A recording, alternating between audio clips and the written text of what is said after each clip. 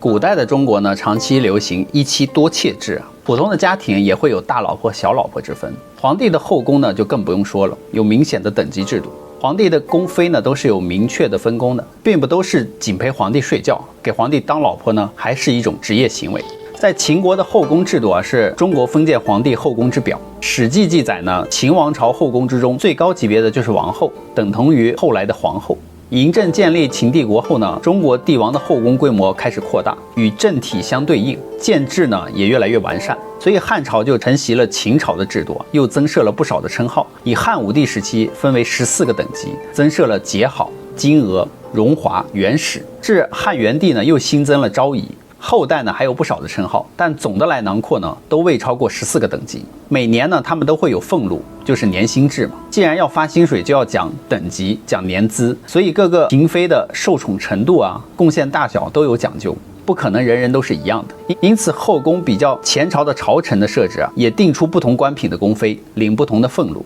那清朝的后宫嫔妃的日常生活是怎样的呢？他们终其一生都被禁锢在方寸之地啊，平时又有哪些娱乐呢？他们的衣食住行又是什么样的情况呢？他们平时又是如何跟皇上争宠的呢？所以今天让我们一起走入数百年前的帝王后宫啊，去看一看影视剧里面看不到的后宫嫔妃的真实生活。Hello， 大家好，我是宇哥。Hello， 大家好，我是小唐。首先了解后宫女人的等级是如何划分的，以及她们的等级年薪分别是多少。清朝皇帝的后宫嫔妃共分为8个等级啊。金字塔最顶端的就是皇帝的正妻，称为皇后，居住在中间的宫殿，称中宫。皇后之下呢，就是皇贵妃。皇贵妃同皇后一样，只有1人。在皇贵妃下面是贵妃，贵妃有2人。贵妃下面是妃，有4个人。妃之下便是嫔，嫔有6人。再之后呢，便是一为贵人、常在、答应，人数不限。所以皇后居中宫啊，诸妃嫔呢则居住在东6宫和西6宫，总共东西12宫嘛。值得一提的是，只有皇后和皇贵妃到嫔这几个等级才算是皇帝的妻妾，皇后是正妻，皇贵妃到嫔这几个等级便是妾，而嫔以下贵人常在答应呢，只能算是通房，连妾都算不上，也没有朝服和朝冠。最小的还有一种叫做官女子啊。这种介于宫女和嫔妃之间呢，她们既要当宫女伺候主子呢，又要随时准备迎接皇上的临幸，算是后宫地位中最低的嫔妃了。在古代呢，皇帝的老婆啊，与其说是一种身份，不如说是一种职业。他们要根据职业的高低啊、工龄的长短以及老板对他们的满意程度来拿薪水。据乾隆7年编撰的《国朝宫史》记载，清朝后宫的年俸呢分为9等，分别是皇太后、皇后、皇贵妃、贵妃、妃、嫔、贵人、常在、答应。皇后的年薪是白银1000两，大约相当于现在30-40万人民币一年。有可能大家觉得啊，这个工资不是很高。其实除此之外呢，他还需要领一些绫罗绸缎啊，这一些东西呢，在古时候都是硬通货。另外还有若干的粮食、日用品、木炭等等。这30-40万呢是纯收入。而皇贵妃呢，年薪是800两，其待遇与皇后相差无几。贵妃是600两，妃是300两，嫔是200两，贵人100两，常在50两，答应呢只有30两。而最小的官女子是什么都没有的。皇帝还会给宫妃呢发放奖金，年俸只是他们正常的薪水。在清朝后宫日常的开支啊，统称为内廷经费。从脂粉钱这类化妆品开支啊，到冬天取暖的买炭钱呢，都一一列明配给。所以清妃的年俸禄除了银子以外，他们还能够得到大量的包括绸缎、貂皮在内的贵重物品。而每逢年过节呢、产子、祭祀、生日等特殊的日子啊，还有另外的收入。比如在北宋时期啊，便有节料钱，过节日的时候发给的费用。在清朝，宫妃过生日的时候也会得到礼物，比如皇后的生日啊，皇帝会恩赐金90两、银900两，上品的绸缎40-50匹。生孩子啊，孩子满月，皇帝也会发红包。平常每月呢会发零用钱，有时候陪得皇帝开心呢，还会获得额外的奖金，比如上好的衣料、珠宝，这些都是额外的收入，而统称赐俸。因为有年俸嘛，所以皇宫的开支非常大。但相比起来，年俸、赐俸还不算是最大的开支。众多嫔妃的日常生活费、房间用品的配置才是开支的重头戏。在《国朝宫史》中记载啊，在清朝，妃的房间杯盘碗这类配置啊，都超过30种。这其中并不包括奢华的寝具用品。所以每天的食物配给呢，花样繁多。一个妃子一天光猪肉就要供给9斤。只要更高级别的，比如说贵妃、皇贵妃、皇后、皇太后呢，每一级的用品的费用都要翻倍。所以皇后每天要供给给她1头猪，可见供养一名妃子每年要花多少钱。而后宫的嫔妃的等级并不是一成不变的，随着他们的不同的表现呢，他们的等级也会随之浮动变化。所以每个人在竭尽所能的表现自己，来爬上更高的等级。所以呢，现在的许多宫斗剧才有了创作的灵感。一般来说，提高自己的等级最便捷的方式就是生娃，特别是生男娃。如果你生的男娃能够当上太子并继承皇位，那就等于是一步登天了。有升当然也有降，如果嫔妃们犯了错，也会受到降级的处分。在整个清朝时期，几乎每个皇帝的后宫都有嫔妃被降级。比如说道光皇帝的后宫，妃嫔数十人中就有一半以上受过降级的处分。上面呢，我们说的都是嫔妃的薪水，服侍他们的太监呀、侍女啊，开支都还没有说。比如清朝呢，7品级的太监月俸禄在4到5两银子之间，以3000多名太监来说，每月发给太监的薪水就超过1万两。那由于后宫俸禄呢是一笔庞大的开支和经济的负担，所以要进行后宫立法，以达到少支出的目的。所以明代后宫仅化妆用品每年就要花去40万两银子，可想而知其他的开支。有鉴于此呢，所以清朝的皇家就制定了一套严格的后宫经费使用制度。以前国力强盛呢，后宫规模可能很大，如唐玄宗呢，宫妃有4万人。实际上，在唐玄宗时代呢，后宫开支也让他感到沉重。所以，唐玄宗是如何养活那么多宫妃的呢？首先就是国家财政的支出再就是建立自己的小金库，让太监和旗下的爪牙去搜刮民财。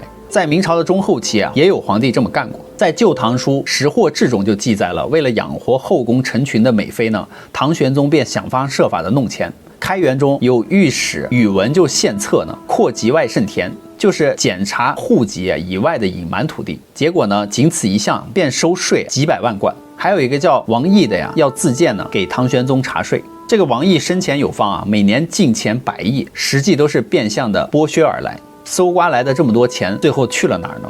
史记称都是供主人设宴私赏之用的。那这里的主人呢，就是唐玄宗，花在后宫之上了。有时候遇到国家财政收入下降、年景不好的时候呢，皇帝只好找一个理由，比如说阴阳失调后宫阴气太重，而把宫妃释放遣散。唐文宗太和年间呢，曾经就出宫女1000人；宋仁宗时期呢，前后出宫几百人。唐宪宗更干脆一下把自己的后宫放出200车人，让他们出宫之后呢，自己随便找人嫁了吧。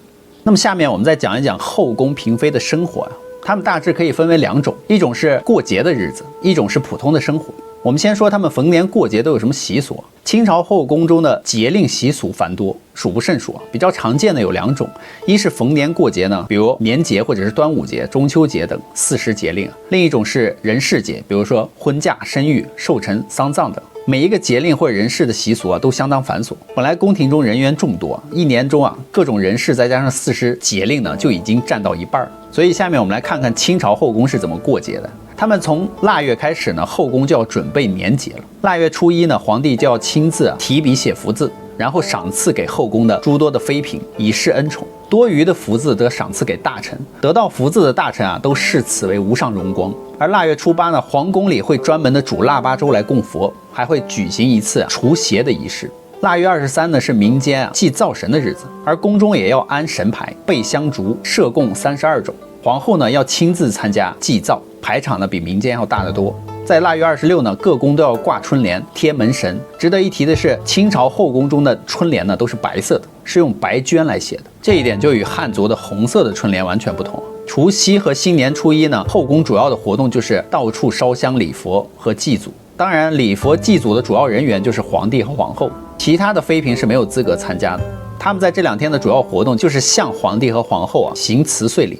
然后晚上时呢，皇上就会带领这一大家子莺莺燕燕一起吃饭看戏。正月初1呢，皇宫里最热闹的一天，中日爆竹连响，晚间呢灯火通明，节日气氛相当浓烈。年节过后呢，当然还有许多的40节令之外呢，还有生育婚嫁寿辰、丧葬等，这些在清宫里也是相当繁琐。对于后宫中的嫔妃来说，一年当中要经历这些繁文缛节，礼仪多不胜数。但好在呢，所有的礼仪都有下人的帮忙嘛，所以时不时他们会提醒，一般来说也就不会犯错了。有关于后宫日常生活的一天记载。那么清晨起床后呢，后宫嫔妃们下面的宫女呢就会按时叫他们起床，赖床的当然是不可能的，除非是生病。一般情况下，他们的作息时间都是固定的。起床后呢，手下的宫女、太监们都会上来请安，然后在宫女伺候下穿好衣服，梳妆打扮完毕之后，下人会送上一些茶点、甜点、点心等等。妃嫔们喝完茶点，吃完点心呢，就要开始前往各处去请安了。清宫中讲究的是晨昏定审，意思就是早晚都要向长辈问安。作为妃嫔呢，是一定要准时的向皇太后和皇后请安的。当然，如果你要爬到了金字塔的最高层，就是等着别人来请安。虽然只有2句话的事儿，但也不是几分钟能够讲完的。因为后宫生活枯燥乏味，所以妃嫔们上午请安，见到会闲谈聊天嘛。完事之后，就基本上就到了午饭时间了。妃嫔们各自吃完午餐之后呢，仆人会送上各种水果点心。吃完之后，可以在后花园溜达，然后就到了午休时间。午睡1-2个小时后起床，喝下午茶，吃点心呢，又要准备晚上的请安。然后就是等待皇帝翻牌子。到皇后那里问完晚安呢，这时所有的嫔妃们自然会怀着忐忑的心情，一起来到养心殿后殿呢，叫宴喜堂中待命。进士房的太监呢，会为他们每个人准备一面绿头牌，上面写着每个妃子的名字。有时候呢，牌子的数量有10余面或几十面。然后会将这些牌子全部都放在一个大银盘当中。这时候皇帝正在养心殿准备用晚膳。皇帝用完晚膳之后，太监就会把银盘端出来呢，呈现于皇帝的眼前。皇帝如果今晚没有兴致，便会说一声去。如果皇帝选中了某个妃嫔的话，便会伸手将她的牌子翻过来，使之面朝上。太监随即退下呢，去告知这个嫔妃喜讯，并让她做好准备。被翻中的妃嫔固然欢天喜地没有翻中的呢，只能怀恨嫉妒愤愤回家。之后用完晚膳呢，再聊聊天，吃水果，这一天就过去了。他们就是这样日复一日，年复一年的待在宫中。后宫生活中的日常游玩和行乐是清代后宫中不可多得的。清朝有许多的皇家园林比如说清宫西苑，是清宫后妃们不可多得的一个游玩胜地。寒冬季节呢，皇宫还要从各地挑选1000名滑冰的好手入宫受训，然后在西苑的庆霄楼表演冰嬉。冰嬉表演呢，有速度滑冰、花样滑冰、冰球等若干种，其精彩程度不比现在的冬季奥运会差。每到观冰嬉日呢，便是后宫众女呢难得的打心底开心的日子。西苑北海的4周搭彩棚、插彩旗、悬彩灯，喜庆非常。而庆霄楼里燃起重重的炭火，摆上美酒佳肴，妃嫔们坐在楼台观看精彩的表演。清朝的冰嬉这种游戏活动呢不可多见。除此之外，大部分的时间里，嫔妃们的娱乐无非就是写字、画画、看书、刺绣。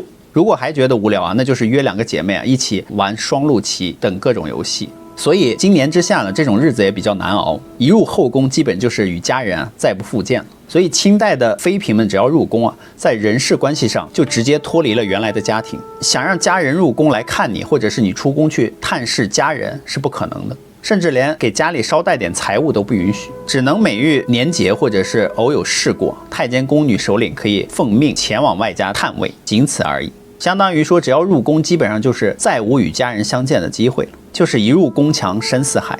清朝有许多短命的皇帝，在他死的时候，他的妃子们还正当青春年华，但是没有办法，再美的年纪也是皇帝的遗孀，所以遗孀们会搬出去原本居住的东12宫，又被安排住进专门为皇帝遗孀准备的慈宁宫、寿安宫、寿康宫，就是人们所说的紫禁城的寡妇院。从此他们就只能伴随着寡妇院的座佛堂和袅袅的香烟了此余生了。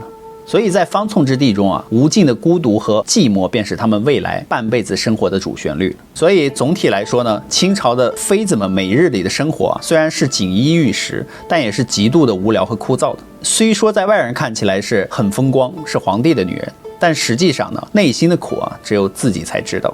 好了，故事呢，宇哥就讲完了。以上呢，我们当故事听听就好。好啦，我们今天的视频就到这，别忘了宇哥与小唐的视频是每3天更新1期哦。别忘了订阅关注宇哥与小唐的频道哦，拜拜，拜拜。